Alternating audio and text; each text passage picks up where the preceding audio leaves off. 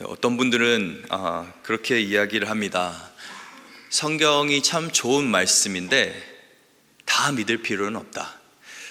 특히 현대 사회를 살고 있는 많은 사람들이 이 성경이라고 하는 책이 옛날 사람들이 쓴 옛날 이야기, 그렇기 때문에 오늘날에 좀 적용하기 힘든 부분들이 많다라고 그렇게 또 이야기를 합니다. 또 어떤 분들은 특히 성경 안에 나오는 이런 초자연적인 것들은 우리가 굳이 믿지 않아도 된다라고 이야기를 합니다. 예를 들어서 하나님께서 천지를 창조하셨을 수도 있지만은 그와 진화론을 접목시키는 그런 경우도 있고, 또 어떤 경우에는 이 노아의 홍수가 이 온 땅을 다 덮은 홍수가 아니라 부분적인 홍수라고 말하는 사람들도 있고, 어떤 사람들은 홍해가 갈라진 일은 그것은 그냥 과학적인 어떤 사건이었고, 아니면 예수님께서 동정녀의 몸에서 난 것도 잘 믿지 않는 사람들이 있습니다. 그리고 무엇보다도 예수 그리스도가 부활했다라는 것은 우리가 믿을 수 없다라고 그렇게 이야기하는 경우가 많이 있습니다. 그렇게 이야기하는 이유는 이 과학이라고 하는 틀 안에서 성경을 이해하는 것이 굉장히 어렵기 때문에 그렇습니다.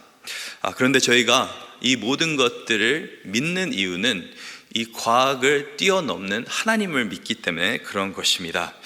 그래서 우리가 성경을 읽을 때 오늘날에 특별히 참 이 성경의 사건들이 그냥 어떤 신화적인 사건들이 아니라 정말 역사 가운데 일어난 사건들이라는 것을 분명히 기억해야 되는 줄 믿습니다. 만일 우리 삶 가운데 부활이 없으면 어떤 일이 벌어지게 될까요? 우리가 가정법을 사용할 때가 많이 있습니다. 만약에 내가 지금 있는 직장에 다니지 않고 다른 직장을 다닌다면, 내가 만약에 다른 어떤 삶의 길을 찾았다라고 한다면, 혹시 내가 다른 배우자를 만났더라면 여러 가지 가정법들을 이렇게 생각하는 경우가 많이 있습니다. 그런데 저희가 다 부활은 믿는다고 고백하겠지만은 만일 부활이 없다고 한다면은 우리 삶 가운데는 어떤 일이 벌어질까요? 우리는 여전히 예수님을 믿고 신뢰하고 따를까요?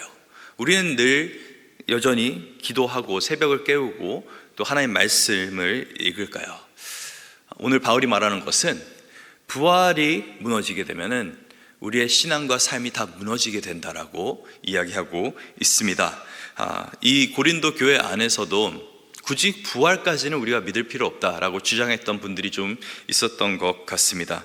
그래서 예수님의 부활도 우리가 믿을 수 없고, 그렇기 때문에 신자의 부활도 없다라고 주장했던 사람들이 있었습니다. 그런데 오늘 본문 12절 말씀에서 바울이 하는 이야기를 좀 한번 보길 원합니다. 우리 같이 오늘 본문 12절 말씀 한 목소리로 읽도록 하겠습니다. 그리스도께서 죽은 자 가운데서 다시 살아나셨다 전파되었거늘 너희 중에서 어떤 사람들은 어찌하여 죽은 자 가운데서 부활이 없다 하느냐. 이것이 세상 사람들의 말이 아니라 지금 고린도 교회 안에서 이런 논쟁이 벌어지고 있습니다. 성경의 여러 부분들은 믿지만은 이 예수 그리스도의 부활, 그리고 신자의 부활, 믿는 자의 부활을 믿지 않는 그런 사람들이 있었던 것 같습니다. 당시 이 고린도라고 하는 지역은 이 헬라 문화권입니다. 근데 이 헬라 문화권, 헬라 철학에, 그리스 철학에 무슨 철학이 있냐면은 어제도 언급이 되었지만은 이 영과 육은 분리될 수 있다. 그래서 많은 경우 이 육체는 더럽고 악한 것이고 또 영은 깨끗한 것이다 라고 이야기를 합니다. 그래서 어떤 사람들은 이 육체라고 하는 감옥 안에 영이 갇혀 있는 것이다 라고 믿는 이 헬라 철학자들이 많이 있었습니다. 그렇다 보니까 어떤 사람들은 아예 그냥 육체가 죽으면 끝난다고 생각하기도 하고, 아니면 어떤 사람들은 우리가 죽으면은 우리의 육체는 썩어지게 되고 영은 자유로워진다라고 그렇게 주장을 했습니다. 그래서 선한 것만 남게 된다, 영이 자유로워진다.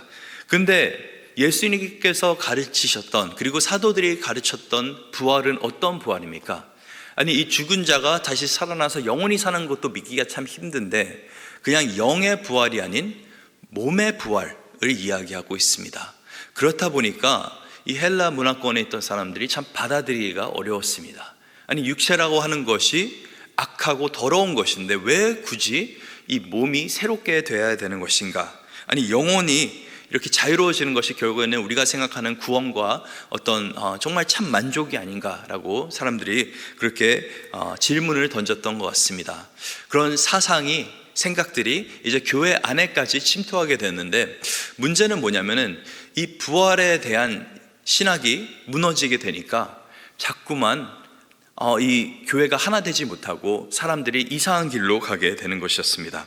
그래서 오늘 이 15장은 정말 이 고린도 전서 안에서도 가장 긴 장입니다. 그래서 많은 내용을 담고 있는데, 그 내용의 핵심은 예수 그리스도의 부활, 또 신자의 부활입니다. 그렇다면 만약에 부활이 없으면은 어떤 일이 벌어질까라고 하는 어떤 바울의 논리를 한번 같이 살펴보기를 원합니다. 첫 번째는 부활이라고 하는 것이 없으면은 예수님의 부활 자체는 거짓이 됩니다. 우리 같이 13절 말씀 읽도록 하겠습니다.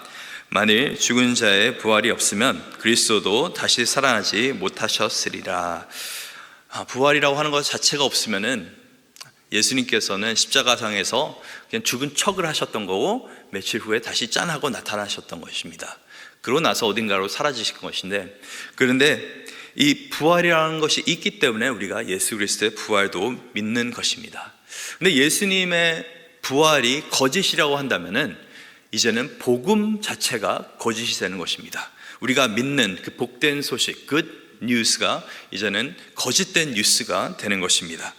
우리 같이 14절 말씀 한번 읽도록 하겠습니다. 그리스도께서 만일 다시 살아나지 못하셨으면 우리가 전파하는 것도 헛것이요 또 너희 믿음도 헛것이며. 그래서 우리가 전하는 메시지, 또 우리가 삶 속에서 붙잡고 사는, 믿는 그 메시지, 그 복음이라고 하는 것이 부활이라고 하는 그 신학이 없으면 이제 무너지게 된다라고 말하고 있습니다.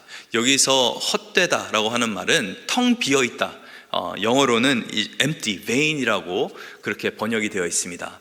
그래서 이 부활이 없는 복음은 텅 비어있는 복음이라고 말을 하고 있는 것입니다. 어제 본문에서 바울이 이 복음이 무엇인지 정말 명확하게 우리에게 말해줬습니다. 복음이라고 하는 것은 그냥 우리가 감정적으로 어떻게 믿는 것이 아니라, 어떤 좋은 교훈이 아니라, 복음이라고 하는 것은 예수 그리스도가 십자가상에서 죽으셨고 장사되셨고 사흘 만에 부활하셨다라는 그 역사적인 사건 위에 세워져 있는 것이 바로 복음입니다. 그리고 그 역사적인 사건을 많은 증인들이 이렇게 확증해 줄 수 있는 것이 바로 복음입니다. 그리고 그 역사적인 사건을 구약 성경은 이미 예언했습니다. 그리고 무엇보다도 바울은 이것이 단순히 성경적인, 역사적인, 또 증인들이 말하는 사건이 아닌 자기가 개인적으로 경험한 사건이라고도 이야기를 합니다. 왜냐하면 자신도 이 부활의 주님을 만났기 때문에. 이게 참 중요한 것 같습니다. 우리가 이 말씀 안에서 부활에 대한 어떤 진리를 발견하고, 또 다른 사람들이 말하는 그 부활에 대해서도 듣게 됩니다. 근데 우리의 인생이 언제 달라지게 되냐면은 부활하신 주님을 만나게 되면 우리의 인생은 달라지게 되는 것입니다. 그냥 고난 받으신 주님, 아니면은 그냥 잘 사역하신 주님을 만나서 우리의 인생이 달라지는 것이 아니라, 우리는 부활의 주님을 만나게 되면은 부활의 소망을 갖고 살아가게 되는 것입니다. 부활이 무너지게 되면은 이 복음이라고 하는 것은 거짓이 되는 것입니다. 근데 이 복음이라고 하는 그 소식이 거짓이 되면은 이 사도들은, 복음을 전하고 있는 사도들은 거짓 사도들이 되는 것이죠. 거짓 증인. 우리 같이 15절 말씀 한 목소리 읽도록 하겠습니다.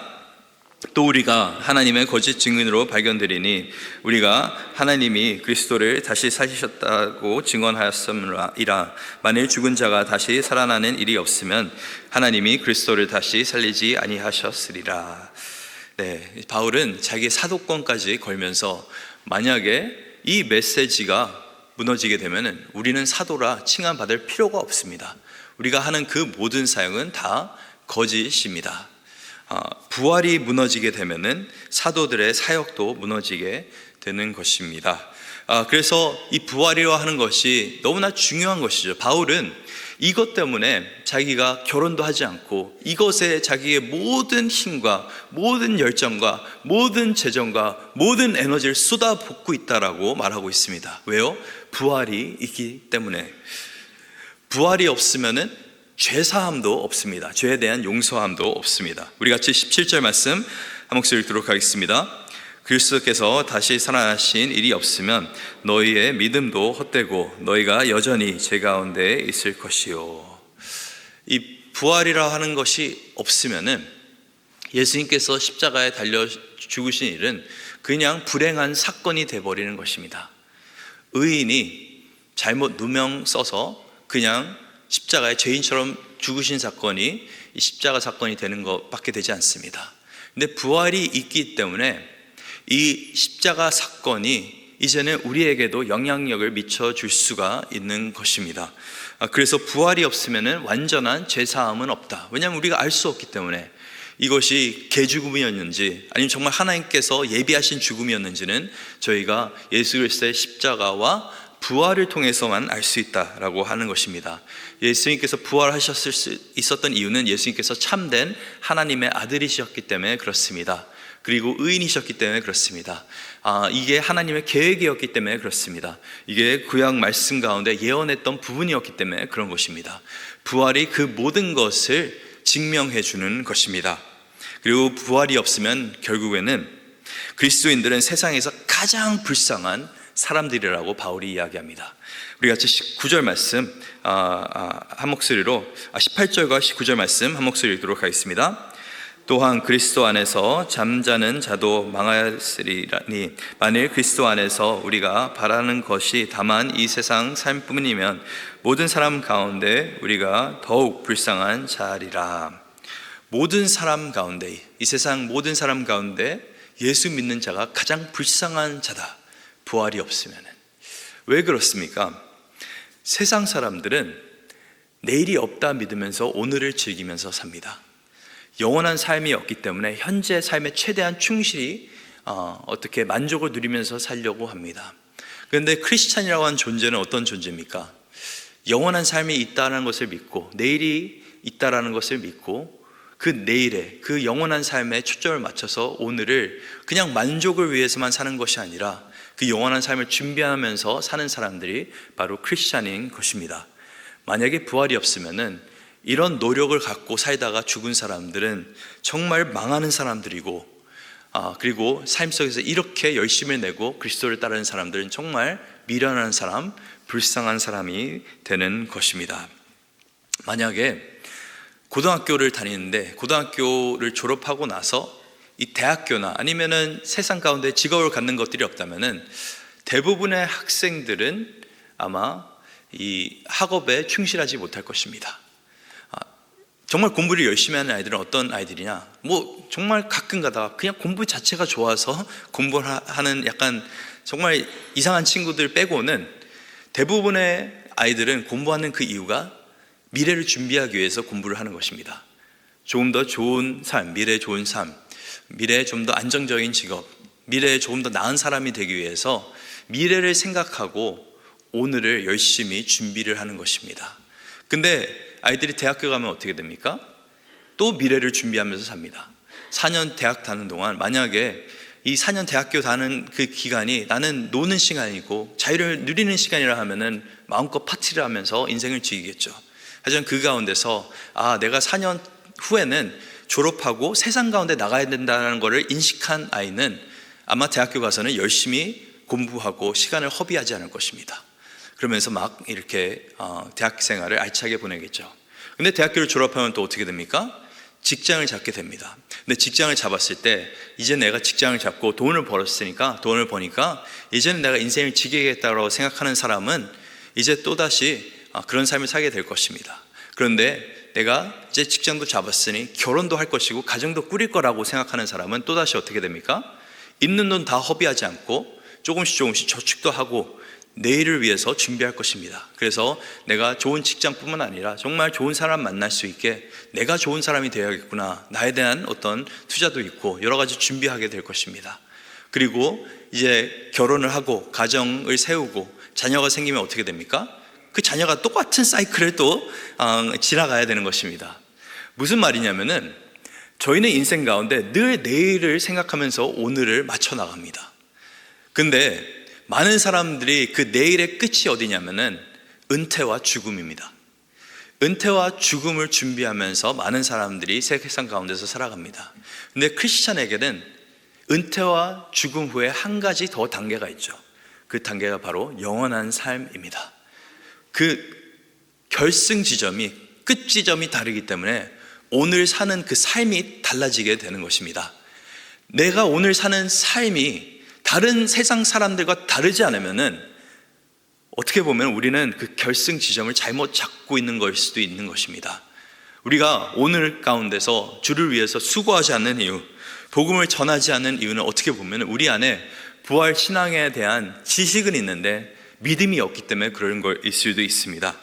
우리는 부활을 기념하면서 사는 사람들이 아닌 부활의 능력으로 살아가는 사람인 줄 믿습니다. 만약에 부활이 없으면 예수님의 부활도 없고 믿는 자의 부활도 없고, 그리고 복음은 거짓이 되는 것이고 사도들의 그 증언도 거짓이 되는 것이고, 그리고 우리가 하는 모든 일은 헛되게 되는 것입니다. 근데 반대로 생각하자면은, 만약에 부활이 진짜라고 한다면은 예수님은 정말 부활하셨습니다. 예수님이 정말 부활하셨으면은 복음도 진짜입니다. 그래서 우리는 진짜를 전하는 것입니다. 진짜를 믿는 것입니다. 그 복음이 진짜라고 한다면은 우리도 가짜 증인이 아닌 진짜 증인으로 살아갈 수가 있는 것입니다. 그리고 부활이 진짜면은 죄 사함도 진짜 있는 것입니다. 그래서 우리는 죄인처럼 살 필요 없이 용서받은 죄인으로 살아가면 되는 것입니다. 그리고 부활이 진짜면은 이제는 우리가 주 안에서 하는 그 모든 수고가 결코 헛되지 않습니다. 그리고 죽음 가운데 있는 자들 또한 영원한 소망이 있는 것입니다. 부활이 우리의 인생을 완전히 변화시켜 주는 것입니다. 그래서 여러분은 내일을 어떻게 보고 계십니까? 그 내일에 따라서 오늘을 살아가게 됩니다. 근데 그 내일 끝에는 예수 그리스도의 부활과 우리의 부활이 있습니다. 예수님께서는 단순하게 그냥 우리 어느 정도 용서해 주고 그냥 삶 적당히 살라고 말씀하지 않으십니다. 만약에 우리가 범죄를 해서 감옥에 갔는데, 그 감옥에 가서 며칠이 있는데 누군가가 우리 대가를 대신해서 내 대신 감옥에 들어가 주겠다 하면 너무 땡큐죠. 근데 감옥에서 나와서 우리가 아무것도 느끼지 않고 변한 게 없다면 우리는 또다시 어떻게 살아가겠습니까? 우리는 또다시 죄를 범하면서 살아가게 될 것입니다. 무슨 말이냐면은 죄 사함만으로는 사람이 변화될 수는 없습니다. 우리의 잠깐의 수치와 잠깐의 어떤 우리의 죄책감은 사라질 수 있지만은 사람은 변화될 수는 없습니다. 그런데 부활이 왜 중요하느냐? 죄 사함은 우리에게 새로운 시작을 주는 것이고, 부활은 그 새로운 시작 가운데 우리가 변화된 삶을 살 수 있는 그 능력을 더해주는 것입니다. 근데 예수님께서 말씀하시는 것이, 하나님께서 예수님을 부활시킨 것처럼, 부활의 능력을 허락하신 것처럼 우리에게도 동일한 능력을 허락하십니다.